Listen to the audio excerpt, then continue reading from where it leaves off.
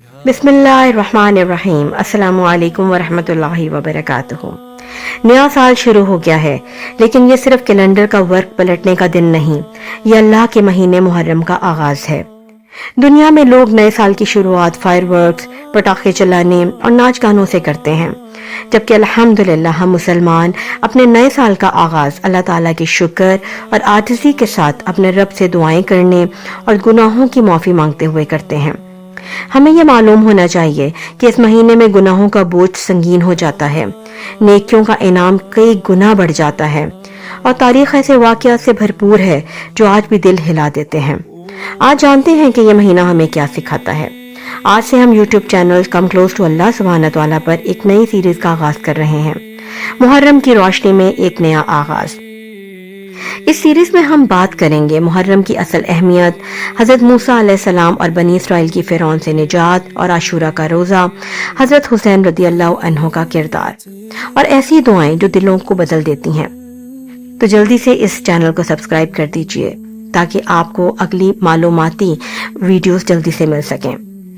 تو آئیے آج کی پہلی قسط میں جانتے ہیں کہ محرم الحرام کیا ہے، قرآن و سنت میں اس مہینے کا کیا مقام ہے، اور کن تاریخی واقعات نے اس مہینے کو خاص بنایا ہے۔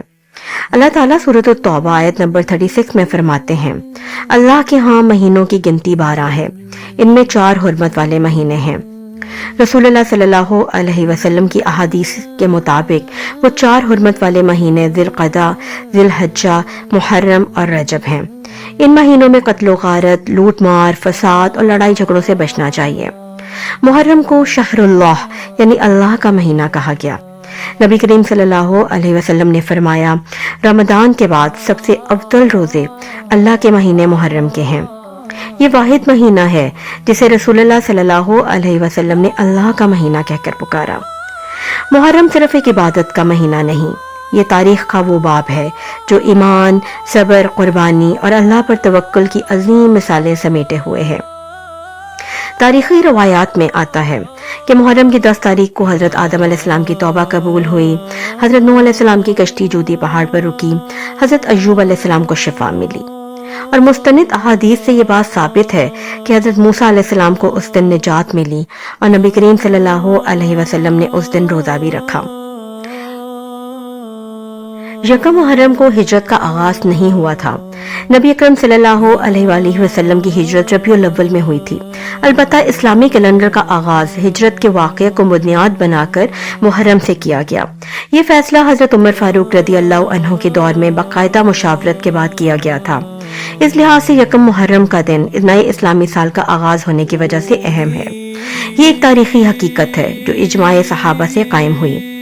حضرت عمر فاروق رضی اللہ عنہ کی شہادت۔ حضرت عمر فاروق رضی اللہ عنہ کی شہادت یکم محرم 24 ہجری کو ہوئی تھی۔ یہ ایک تاریخی حقیقت ہے اور اس پر مورخین کا اتفاق بھی ہے۔ ایک فارسی ابو لولو نے حضرت عمر رضی اللہ عنہ کو زخمی کیا، اور زخموں کی تاب نہ لاتے ہوئے یکم محرم کو حضرت عمر رضی اللہ عنہ شہید ہو گئے۔ کربلا کا واقعہ۔ کربلا کا واقعہ جس میں حضرت امام حسین رضی اللہ عنہ کی شہادت ہوئی ایک مستند تاریخی حقیقت ہے۔ یہ واقعہ 10 محرم 61 ہجری کو پیش آیا تھا۔ اس واقعہ کی تفصیلات اسلامی تاریخ کی بہت معتبر کتب میں بھی موجود ہیں۔ یہ تمام واقعات ہمیں توبہ، صبر، قربانی اور توکل سکھاتے ہیں۔ ان اہم تاریخی واقعات کی تفصیل ہم انشاءاللہ اسی سیریز میں اگلے دنوں میں بیان کریں گے، تاکہ ہم محرم سے صرف غم نہیں سبق بھی لیں۔ اللہ تعالیٰ نے ہمیں نیا سال دیا ہے۔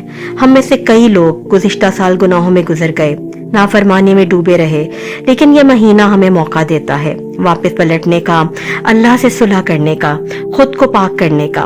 یہ حرمت والا مہینہ ہے، خود کو سنوارنے کا وقت ہے۔ اگر آپ چاہتے ہیں کہ یہ محرم آپ کے لیے ایمان کی تجدید کا ذریعہ بنے تو اس سیریز کو مکمل دیکھیے۔ اگلی قسط میں ہم بات کریں گے حضرت موسیٰ علیہ السلام اور فرعون کی کہانی، عاشورہ کی حقیقت کیا ہے، حضرت عمر فاروق رضی اللہ عنہ کی شہادت، اور پھر واقعہ کربلا، اور پھر اس میں بہت سی دعائیں بھی سیکھیں گے کہ ہم کون سی دعائیں مانگیں کہ ہم اللہ تعالیٰ کا قرب حاصل کر سکیں۔ چینل کو سبسکرائب کیجئے، بیل آئیکن دبائیے، اور اس ویڈیو کو ضرور شیئر کریں تاکہ اور لوگ بھی سیکھ سکیں۔ اللہ تعالیٰ ہمیں ان بابرکت دنوں میں سچائی، صبر اور استقامت پر چلنے کی توفیق دے۔ آمین ثم آمین۔